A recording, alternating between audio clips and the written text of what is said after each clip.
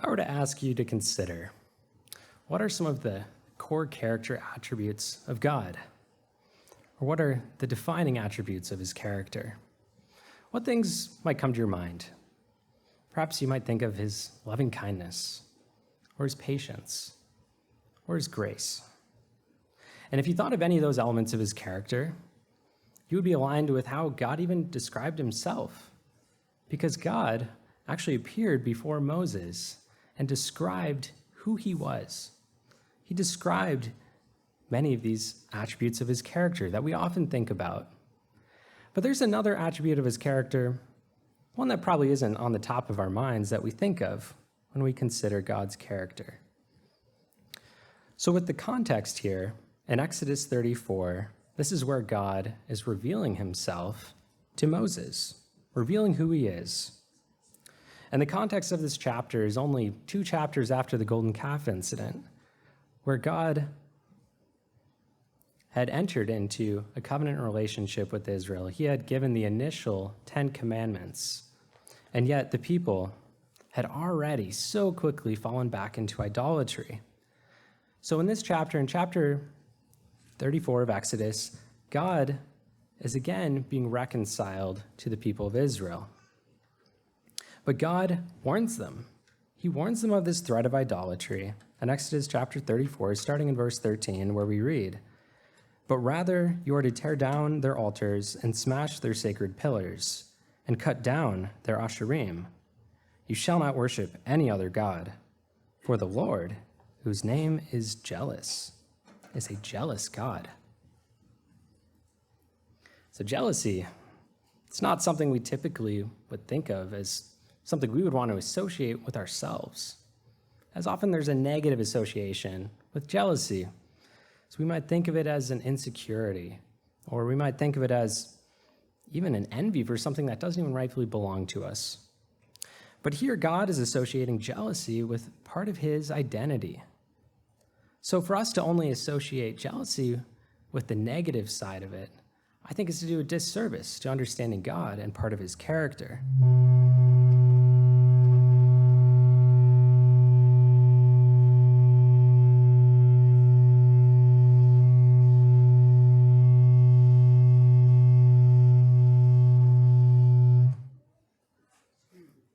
Thanks. So today, uh-oh. I'd give it a second. All right, it's back. So today, we're going to focus on this concept of godly jealousy to help us frame and understand why God associates jealousy as part of his identity. So to start, I want to make sure we take the negative attributes of jealousy and remove those and understand that those are not part of what God means when he says that he is jealous. Because God is clearly not insecure in his relationship with us, because God already sees and knows everything. So God has no reason to be suspicious towards us. If he is jealous, that's because he has looked into our hearts to know that he should be jealous. So God, you could say, is justified in his jealousy, and he is never suspicious or insecure in that jealousy. And furthermore, we could say that God is also not envious when he is jealous, because we rightfully belong to God. If we look in Exodus chapter 34, verse 9, Moses actually pleads with God that God would take the people as his possession. The people wanted to be God's possession and part of God's inheritance. And likewise, we have been designed by God, our Creator. He has formed us. He has raised us, and he has also called us to be part of his covenant relationship. And as part of that covenant relationship, we are also part of his possession, part of his inheritance. So God, again, is by every means justified in becoming jealous towards us if we are unfaithful in that covenant relationship. And we see part of this imagery used of a bride in association with jealousy in 2 Corinthians chapter 11, where the Apostle Paul is expressing frustration that he had with the Corinthians. In 2 Corinthians chapter 11, verse 2, Paul writes, "For I am jealous for you with a godly jealousy. For I betrothed you to one husband, so that to Christ I might present you as a pure virgin. But I'm afraid that as the serpent deceived Eve by his craftiness, your minds will be led astray from the simplicity and purity of devotion to Christ." So here we see this relationship that God has with his covenant people related to this relationship between a husband and a wife who were committed to each other. And Paul, he also uses the term godly jealousy here, specifically, to distinguish it from what we might otherwise think of as the sinful side of jealousy. Because Paul also writes in Galatians chapter 5, amongst the works of the flesh, he lists jealousy. And the same word appears here, but as godly jealousy. Because a sinful form of jealousy is one that is selfish. It's seeking what you selfishly desire, but not what's in the best interest of the other party in the relationship. But a godly form of jealousy is one that is seeking the best for the other party as well. And Paul, we know, didn't have any financial interest in this case with the Corinthians. So you could say, well, he was upset that they were unfaithful because he wasn't getting his tithe. He wasn't getting paid. But if we actually read farther in 2 Corinthians 11, he says he actually humbled himself before them by not taking any financial contribution from that congregation. So Paul can truly say that he had a godly jealousy. It was not his own selfish motives that caused him to be jealous, but he was jealous on behalf of God. So as part of this relationship with God that we see symbolized by a marriage relationship, we see that one of the strongest physical relationships we can have on this earth is used as a symbolism for our relationship with God. Because that's a relationship that has a deep level of love and commitment associated with it. But with that, there's also a deep degree of jealousy when there is any threat to that relationship. And we see some of this intensity throughout the scriptures as we read of God's jealousy. And actually, if we just look at the Hebrew word itself, we also see some of the intensity behind this word in the Hebrew. So I'll be reading from the Hebrew Chaldee lexicon of the Old Testament by Gesenius. And Gesenius describes the word kana in Hebrew for jealousy as not bearing any rival, which is describing God's desire to not have any rival in that relationship with him. But beyond that, if we look at the root of this word, it means to be red in the face. So you can imagine if you are very passionate about something, you can become easily red in the face. And this word for jealousy also conveys that emotional intensity that God has when he becomes jealous. And another way that Gesenius describes this word is to burn with zeal.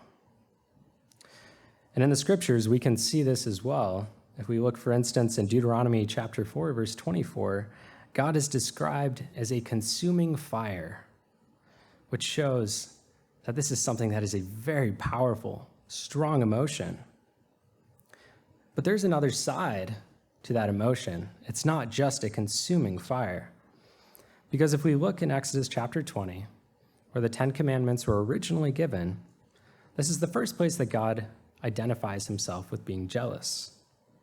In Exodus chapter 20, verse 5, we read, "You shall not worship them nor serve them," referring to idols. "For I, the Lord your God, am a jealous God, visiting the iniquity of the fathers on the children, on the third and the fourth generations of those who hate me, but showing loving kindness to thousands, to those who love me and keep my commandments."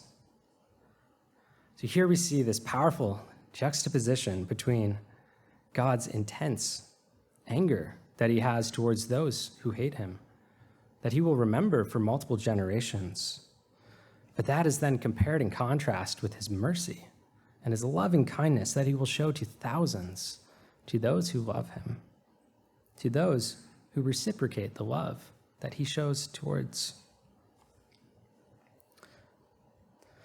So while understanding that root meaning of the word to convey this deep and intense emotional side of jealousy, we can understand a bit more about the word if we actually look at its parent root, or the other words within Hebrew that are part of a similar family of words. So words that share a similar consonant pattern. So for instance, if we look at the word in Hebrew, kanan, it means to make a nest as a bird. You may wonder, what does making a nest have to do with jealousy? But if we look at a few of the other words, you'll see. The word kayin means a spearhead, like the beak of a bird that's used to defend the nest. And we can also look at the word kana, which means to acquire or to gather materials, which also refers to a mother bird gathering materials to build the nest. And this word kana can have an alternate meaning of bringing forth or giving birth to a child, again referring to a bird giving forth to its young. And jealousy is another word. The word kana is again within this family of words, which shows us that the original meaning of the word jealousy would have been derived from an understanding that a mother bird is jealous for its young, that a mother bird will zealously fight to protect the nest. So if we think about this analogy, God has also created us. He has also built a home for us and protected us under his wings. And God is saying that he will zealously fight to defend and to protect the relationship that we have with him.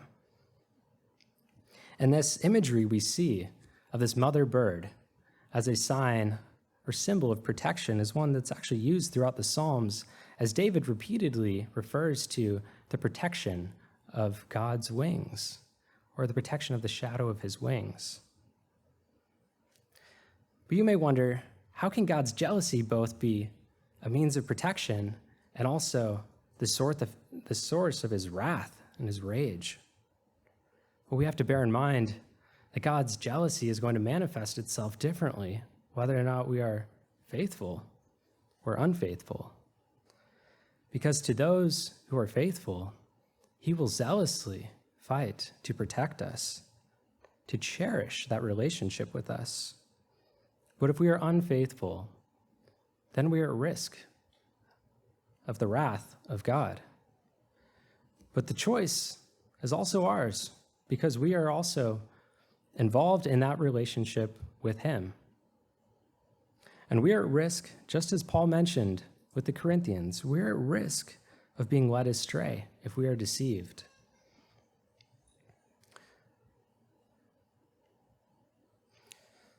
So if we look at the symbolism then we see of the bird, again, as a mother bird wants to defend and protect its nest, God also wants to protect us from any predators, from anyone that could lead us astray, from anyone or anything that could compromise that relationship that we have with him.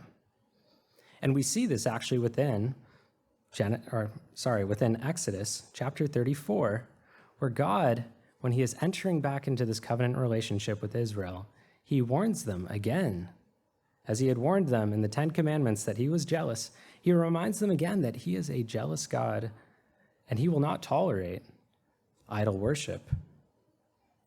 And because of that, God knew the proclivity that the Israelites had of the idol worship of the cultures that were around them and the cultures that were in the land of Canaan.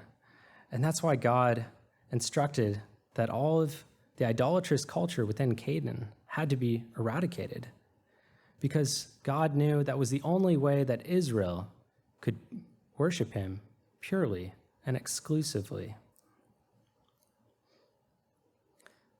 So if we then return to the original question, why does God associate jealousy with part of his identity? We're likely all familiar with the fact that God is referred to as being a God of love. But if he is a God of love, then he is also a God who zealously wants to protect that relationship, that love relationship with us. So for God to love us, he also needs to righteously have jealousy towards us as a means of protecting us.